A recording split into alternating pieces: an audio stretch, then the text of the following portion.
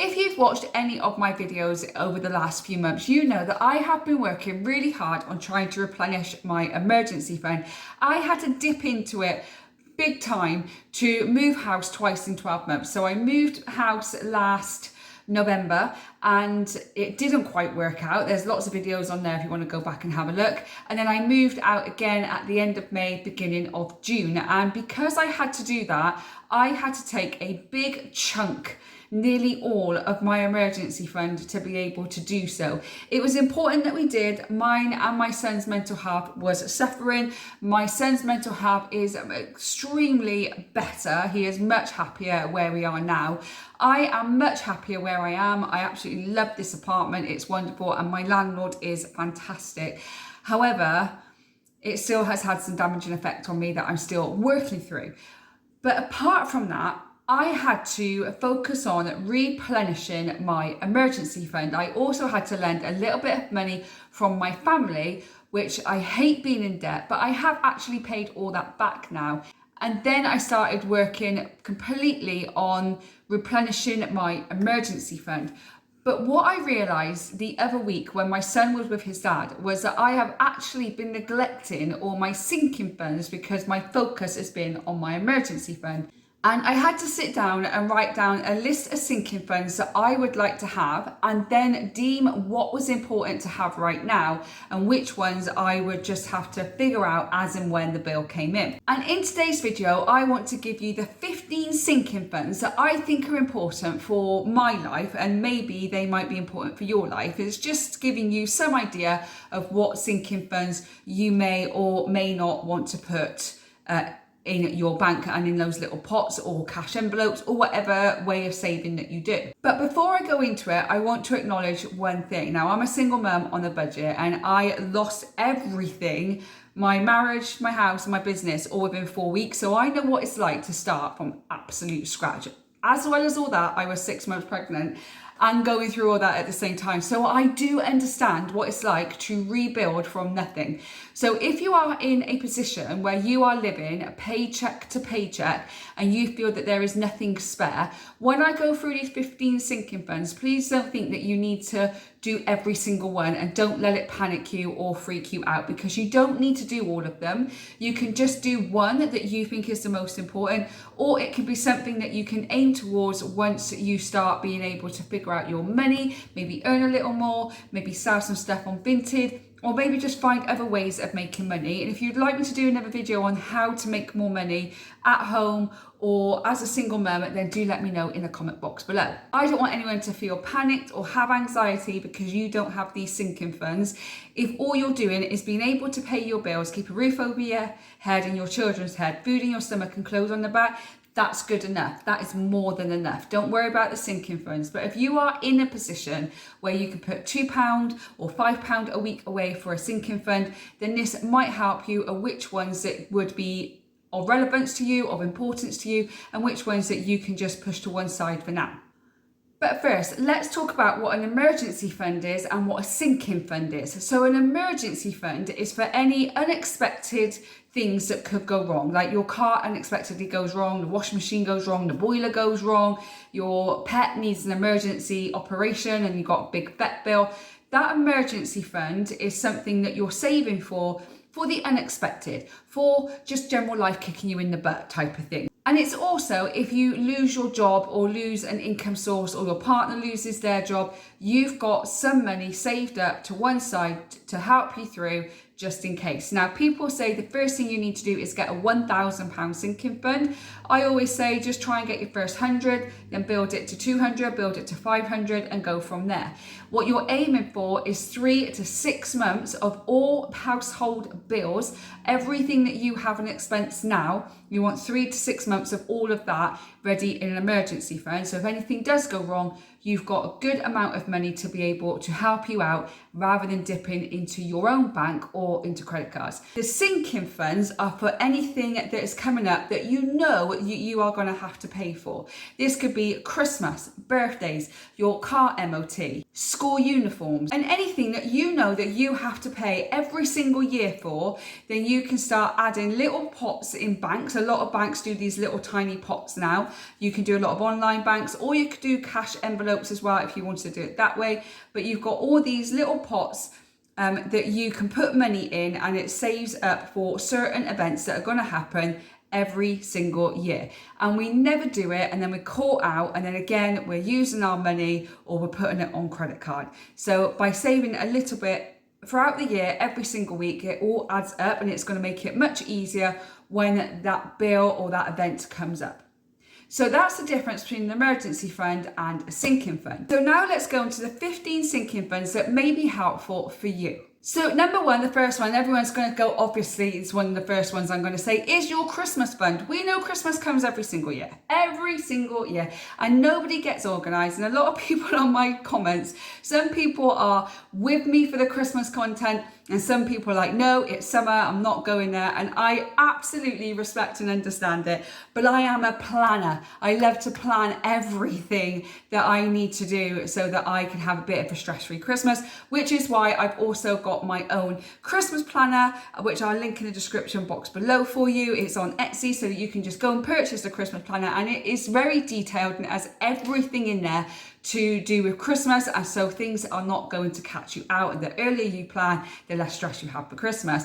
But a sinking fund for Christmas, you can start straight after Christmas, and it's putting a little bit of money away each week so that when Christmas comes, you've got money in there just to buy your food shop, to pay for activities, to pay for Christmas presents, or pay for everything. So best thing to do, from my experience, is see how much you spend this Christmas and keep a spending amount of how much you are actually spending at Christmas. And then when you look at that just after Christmas, you can try and match that amount ready for next Christmas, and it's going to help you a huge amount. The second one is a birthday fund. Now for the birthday funds, for me, I have my brother, my two nieces, my mum and my son. They're the most important birthdays that I have. I have other birthdays, but it's nothing that is overly important. My ex-husband and I put a limit of £5 to £10 on, so it's not something that I save for, but obviously I spend a little bit extra on my family, especially my son. So I start putting a little bit away for birthday fund so that I can make sure that when each birthday comes up, I've got enough money to cover it. And then when one birthday's gone, I continue to save throughout, no matter what, so that I've always got that going. So sometimes I can put £2 in, sometimes I can put £10 in, but I just always put in something in that birthday fund. Number three is the school fund. Yes, uniform, backpacks, lunchboxes, shoes, stationery, everything you need to go back to school. And it is not cheap. The uniform is not cheap, especially if you get a named uniform. So like my son has a named jumper, and that's the only named thing that he has with his school. Everything else is like plain blue, navy blue tops for PE, or everything else is just unbranded or unnamed, because it's just much cheaper to buy than it is to buy the named top. So he has a jumper and it's got the school logo on, and that costs £15 just for the jumper with the logo on. I could go and buy the same coloured jumper without the logo on, and that only cost me like £5-6. But I will buy him the jumper with the logo on. But I always have a sinking fund with uniform bits. And not just for September when they go back to school, but all throughout the year as my son grows. He grows out of trousers, shorts, his feet won't stop growing. Obviously he's small, so that's natural. But it's just being able to buy those extra pair of trainers for PE and those extra pair of shoes halfway through the year if I need to. So I've got a sinking fund. I roughly know how much I need in there. I usually go between £100 and £200 for the sinking fund for the uniform. That usually covers everything because I'm a bargain buyer. And then once I bought all the uniform ready for September, then I just top it up again throughout the year. And again, it doesn't take me that long, £100-200, a couple of quid a week here and there. If I sell a few things on Vinted and I take that out and put it in a uniform pot or a school fund pot, and it just helps. Now I just do the uniform and I don't do the school trips, but now talking about it, I might actually start doing all his school trips as well, because he's got Panto that already needs paying for. There's things going on at school that they need money for already, and we've not even started school yet and they're already asking for money. So it could just be a uniform pot, but it could also be everything else, any school trips or activities that happen within school. Number 5 is home maintenance. Now we know that every single year something in the house is going to need doing, something's going to need fixing. Your iron could just break, the oven could break down, or it could be the fact that you want new blinds in the window. There's always going to be something that you are going to need to replace throughout the year. So having a home maintenance pot with a couple of £100 in there, just so it could cover those basic costs, might be useful. Now, I don't actually have a home maintenance pot. I don't really feel like I need one because I don't overly do a lot of work in the house.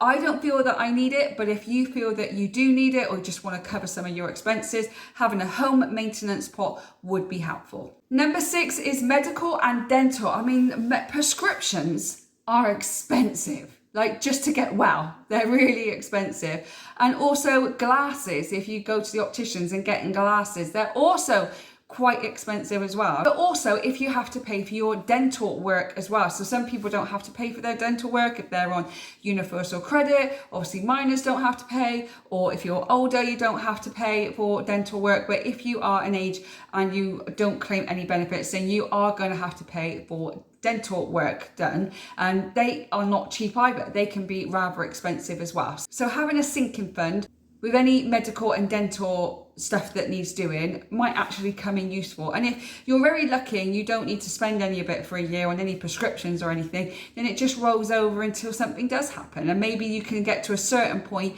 you can stop putting in that fund and you can go and move on to something else.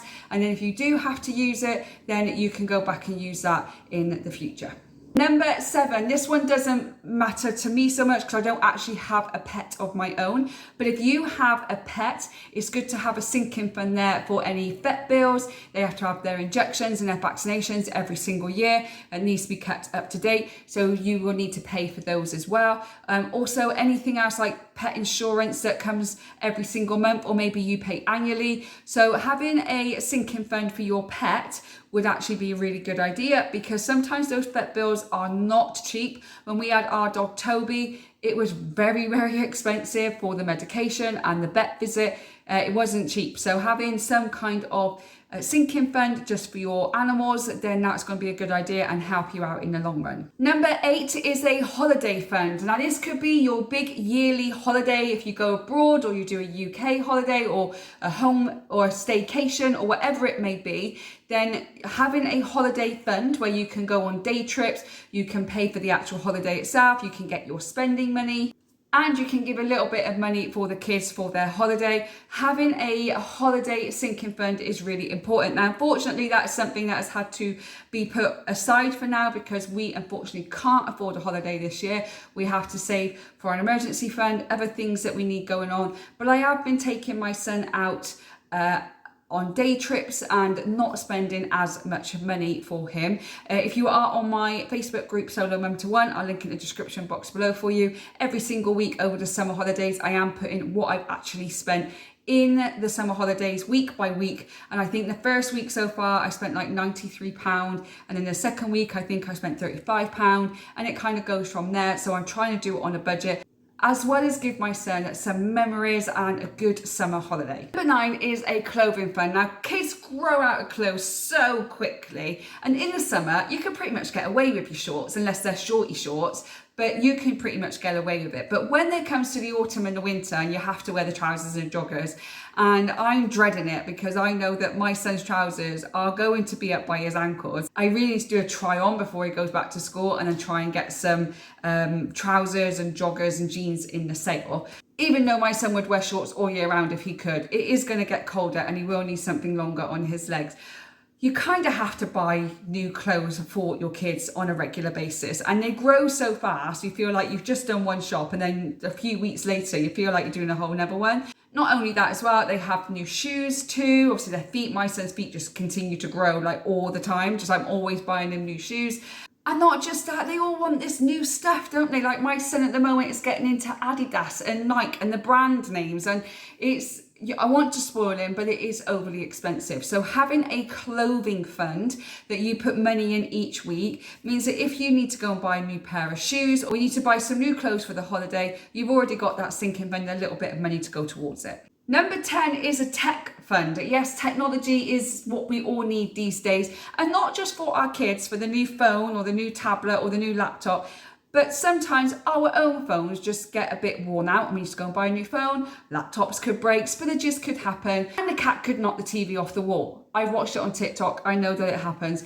And having a sinking fund, which is just for technology, that means if some kind of accident does happen, you can go out and buy another one. Yes, you can claim on the insurance, but we need technology to survive in this world majority of the time now. So having that tech fund means you can go out and get something new and then maybe claim on the insurance afterwards. Number 11 is household essentials. And by this, I mean like new bedding, new towels, any kitchen items or furniture or anything like that. I know I've gone through that with maintenance before, but there might be some just general maintenance that need doing, or like you might need to paint the walls or something. But actual essentials like, you know, I need a new bedding, or I need a new quilt for the winter, or I need to buy a new mattress because this one's a little bit old and it needs to update. Having a sinking fund, which is for household essentials, will really benefit you in the long run. Number 12 is your annual bills. So bills that you pay on a yearly basis. Now I pay a lot of my bills on a yearly basis. My Disney Plus and my Prime is all on a yearly basis. I pay all of my insurance, car and house insurance, my TV license, anything that I can pay annually, I will pay. Because I just like to get it out of the way, and it's one less bill that I've got coming out of my account every single month. What I then do is I have a sinking fund for those bills, and I'm putting money away on those each week. Now, sometimes I can afford to pay the whole lot in one go, and other times I might only be able to afford to pay 2 or 3 of my annual bills, and then the rest has to come out of my regular money, which is fine. But I try and put money away just so it gives me a bit of help in hand, because even if I can only pay for 1 or 2 bills, at least it's 1 or 2 bills that I haven't got to find the extra money for, because I've already been saving it.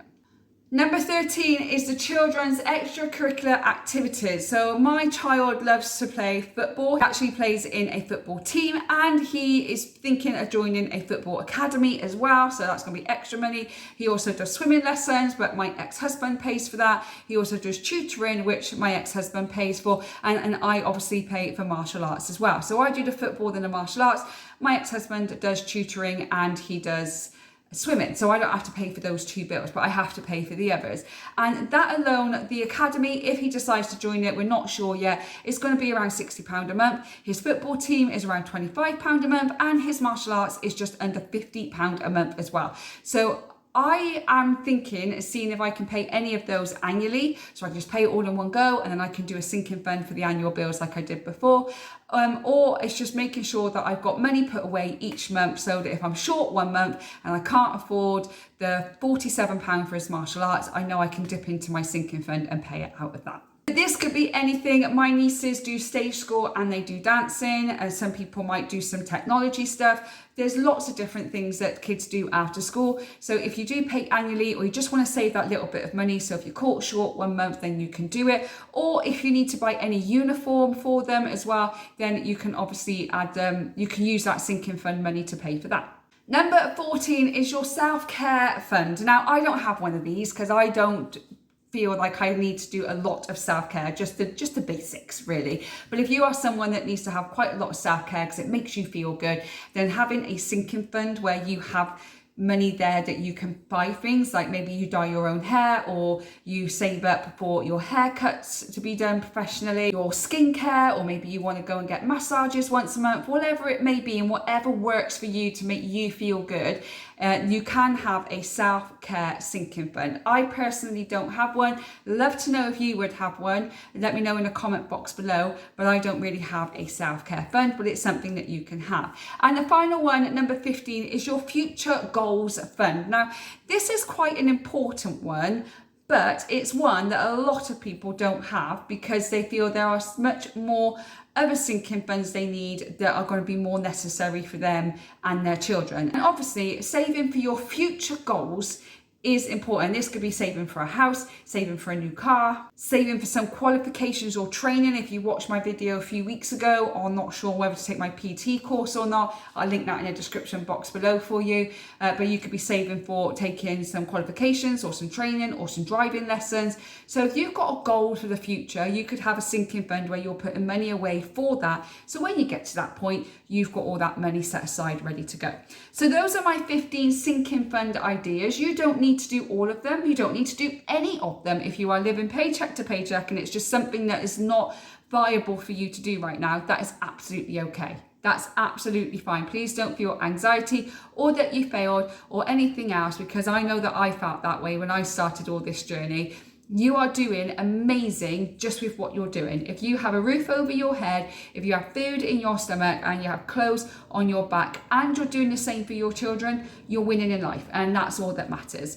But I would love to know from you, which of those sinking funds do you have? If you don't have any, which sinking fund is most important to you? I'd love you to let me know in the comment box below. Thank you so much for watching. I really do appreciate it. If you like the video, don't forget to hit that like button. Also, don't forget to share it with a friend if you think it'll be helpful for them. And as always, don't forget to subscribe to the channel so you don't miss any future videos from me. I hope whenever you're watching this, you're having a good morning, good day, good evening, and I'll see you on the next one. Bye guys.